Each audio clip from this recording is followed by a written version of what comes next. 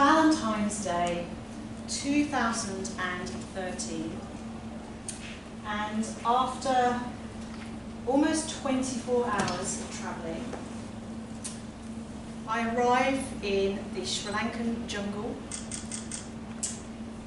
exhausted, apprehensive, emotional, and really, really sore. And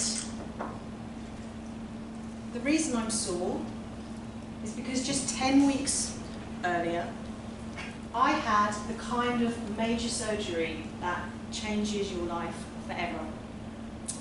The kind of surgery that is not really conducive to 11 hours sitting in one place on a plane, and that's just the leg to Dubai, never mind the other bits. The kind of surgery that isn't really conducive to being in a jungle, and the kind of surgery that meant I pitched up at my destination in Sri Lanka with my lovely husband, almost bent over double because I was in so much pain from being in one position for all of this time.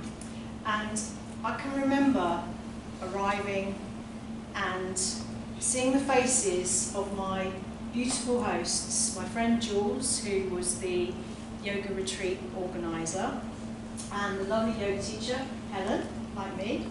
And they knew I'd had this surgery, and there was just something about the warmth of their welcome that almost reduced me to tears in the minute I'd arrived. And I was that kind of really special tired, where you're a bit like a child and you don't quite know what to do with yourself. And I just remember falling into their arms and feeling incredibly vulnerable and just thinking, oh, thank God for that. That journey is finally over and I'm here. And now I get to just chill out, eat lovely food, be looked after, rest well, and maybe do a bit of yoga. So the surgery I had was a hysterectomy. And normally when I talk about the fact of having a hysterectomy, a lot of people are kind of like, yeah, and they don't kind of get it. So for me, having a hysterectomy was a really significant thing because I'd spent 10 years trying and not succeeding to have children. And it'd been an ongoing story involving miscarriages, an ectopic, IVF, and the slow erosion of my social life.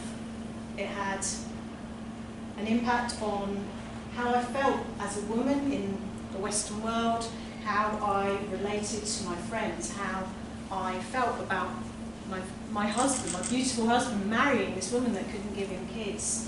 And it really made me question my purpose. Like, why was I here? What was the point if I couldn't have children?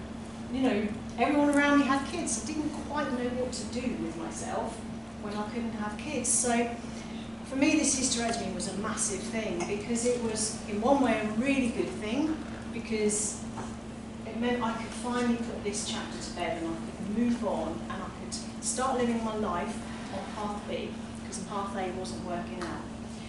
In another way, it meant I had to face the fact that this was definitely the end of the journey to have kids. And so I'm quite raw, I'm quite emotional. And I think I've done really, really well in the 10 weeks between my surgery and arriving at the jungle. I think I'm pretty sorted. I've gathered in all the help of my friends, I've rested really well, and I've done an awesome job of healing.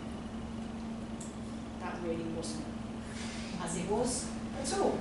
Because of course I got to the jungle.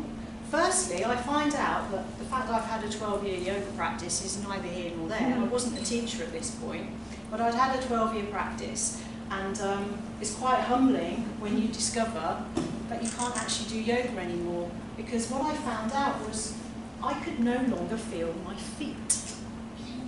So I'd had this cut across here, and it was the second time I'd been cut across here. And thank you. I realised that even though I thought I'd done a really good job of healing, I hadn't been very present in the whole of that time I was healing. I was too busy processing all this stuff, and I'd go outside and walk around every day, but all I'd be thinking about was people that were approaching me, trying not to bump into them, trying to avoid dogs that might jump up at me because I felt so tender and I had to protect myself. And so it became a daily battle to try and find my feet and to try and be humble. And I got quite frustrated because I just wanted to be doing some stuff. You know, I wasn't expecting to do headstands.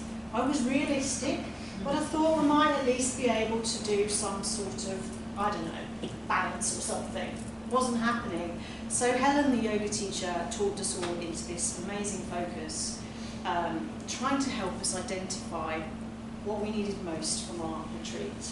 And for me, the word came through really clearly, and it was presence. And Helen took me off to the edge of the deck, and she says, right, I just want you to stand. I just want you to stand in yoga, standing posture, Tadasana. So I'm standing there, I'm working through all the points, trying to feel my feet, which still I'm playing, and I'm kind of grounding.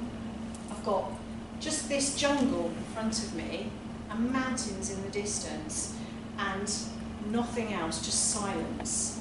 So all the distractions of life are removed, and I'm left with just me, the yoga mat, the jungle, and these mountains in the distance. And I can remember just standing there, trying to really connect to the ground as much as I could. It's like energy goes where your attention flows. I can't feel it, but let's give it a go.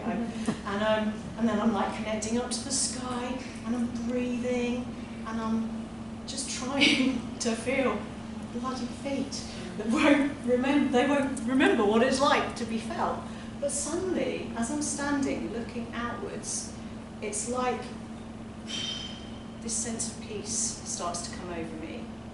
And as that happens, I suddenly notice the landscape around me is changing. And it's like I've drifted into a parallel universe, and I start to see this interconnecting matrix between all of the trees. And it wasn't dew, this was like a silvery thread, like the matrix of life, and it sounds really fantastical. It's the sort of thing you just could not even believe, but in that moment, I started to feel my feet, and I started to feel really safe and really held. And I knew, without a shadow of a doubt, that I was being gifted a glimpse of the interconnectedness of absolutely everything. And there's no way I can convey that to you, but this moment returned me to myself, and it returned me to my feet. And it made me feel like there was just this incredible, soft, loving, unbelievable energy holding me, and that I would always be safe.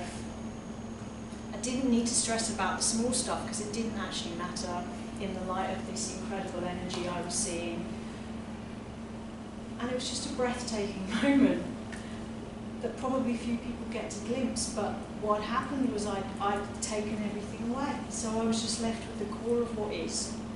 And my message from that was that every single thing that happens to us happens for a reason. In the very act of me being broken in so many ways, physically and mentally, there's that lovely saying by Leonard Cohen about the cracks being how the light gets in. I'd cracked wide open by this point. I'd cried every day for the first time in my life, and suddenly I could see this amazing energy around me. And it healed me, and I've never been the same since, because I know now that we are all part of something so much bigger than we can possibly imagine, and we have infinite capacity. And even though you can't see it or sense it, it's there, and you will always be held in some kind of bigger energy than yourself that will hold you in love. So if you feel at any point like the world around you is broken, just know that you will always come back to a sense of alignment and a sense of balance and a sense of grounding, and you'll find yourself somewhere amongst the chaos.